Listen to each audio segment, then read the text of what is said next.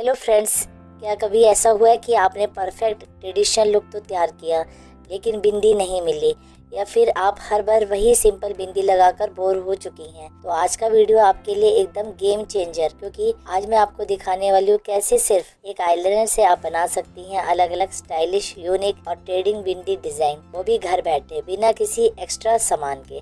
इससे न सिर्फ आपका लुक इंस्टेंटली निखरेगा, बल्कि आप हर आउटफिट के साथ कुछ नया ट्राई कर पाएंगे, चाहे हो कोई फेस्टिव मौका, शादी का फंक्शन या फिर सिंपल ऑफिस डे।